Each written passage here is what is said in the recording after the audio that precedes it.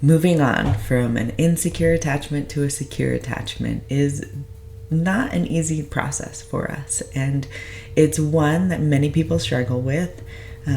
Unfortunately, there's still many childhoods that have had an insecure attachment or are currently in an insecure attachment. And moving from insecure to secure is really important for us because it builds those healthy bonds and allows us to be who we need to be. And not only for somebody else, right, but we're who we need to be for ourselves. And that's the most important part, is that we're able to show up as me, right, or as you. And you're going to find those people who don't judge you for that, who like every aspect of you, or the majority of every aspect of you. So what's another area in our life that we can do this with? Well, we can allow ourselves to be vulnerable. And I know that is probably a scary word, vulnerable, because that does really mean showing up as you to the people in your life.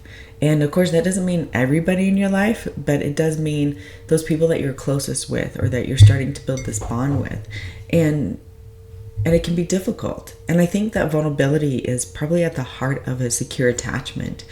But those who are healing from insecurity, it can feel like the most terrifying thing to offer, because you're taking off your mask, right? You're taking down those barriers that you have, those walls, and you're showing your true self. And we weren't always allowed to do that growing up. If you're in an insecure attachment, childhood, you learn that was a negative thing.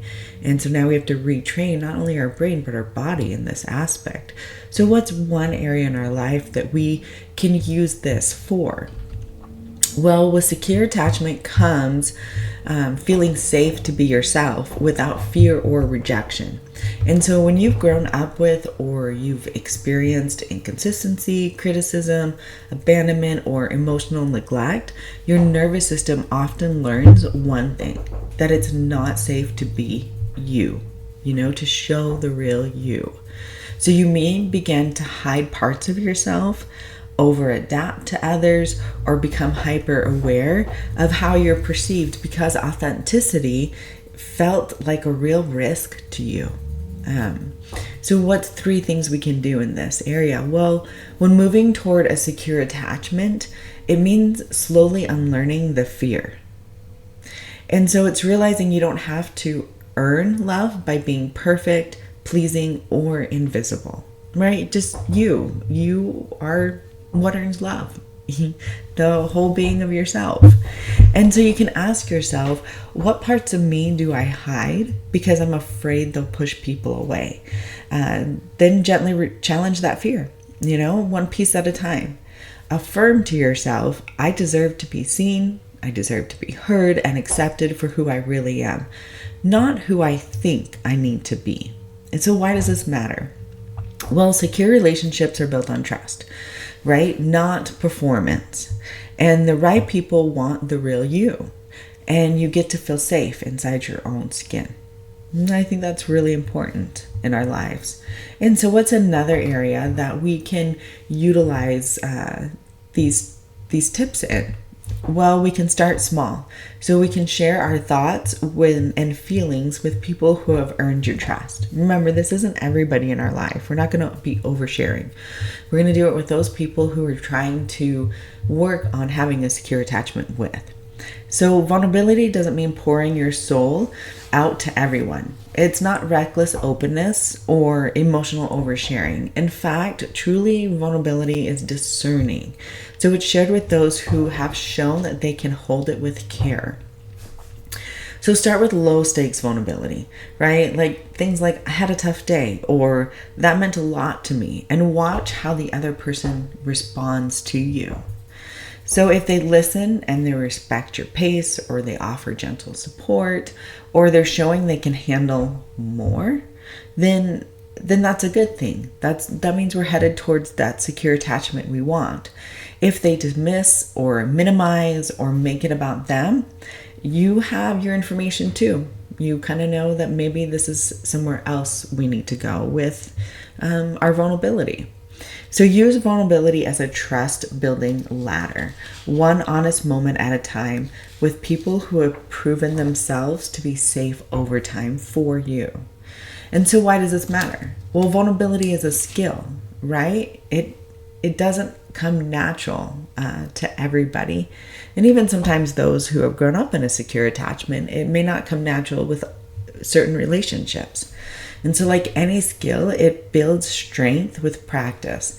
And safe relationships are where that practice becomes healing. So what's another area that we can now utilize vulnerability with? Well, vulnerability leads to deeper connections, not weakness. So I think that's a big key there. It's not weak to be vulnerable. It's not weak to show emotions. We may have been taught that in our childhood, but it takes actually, I think, a lot of strength to show people who you really are. So in an insecure attachment, vulnerability often felt like weakness, or worse, like exposure. And you might believe that showing emotions, needs, or fears makes you a burden to somebody or set you up for rejection or abandonment. But that's not true. Vulnerability, when offered in safe spaces, is a gateway to intimacy. It invites others into the truth of your inner world, and it allows them to show up in real, meaningful ways.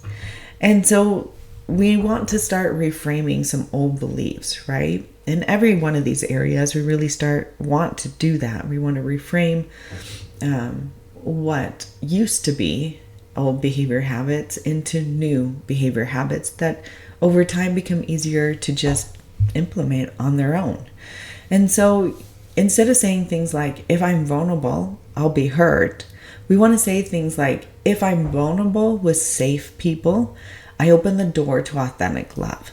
And aren't we all just looking for authentic love in the end, an authentic relationship to have? So remind yourself, every secure connection you admire, deep friendship, healthy romance, lasting partnership, was built on two people who were willing to be real with one another. And why does this matter? Well, vulnerability, again, is not weakness. It's a sign of courage and self-trust. And the more you practice it, the stronger and more connected you become.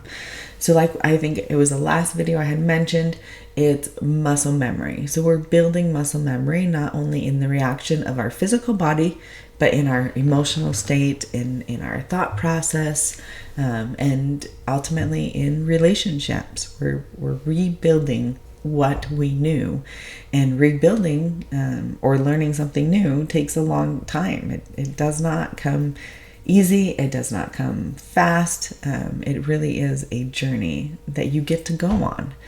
And so healing attachment wounds is not about becoming someone new. It's about becoming home to who you were before you learned to hide yourself. Vulnerability is a path back to that truth.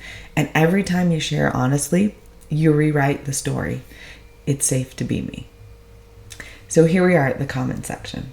How often in your own life is it safe to be you? Do you feel that? Do you have those strong relationships with people? Or are you looking for those strong relationships and haven't found them yet? Are you starting to build on them? Drop a comment below. Tell us where you are in your journey so others can learn from you. Maybe you have a tip that resonates with them and they could utilize that. So let's get the conversation started.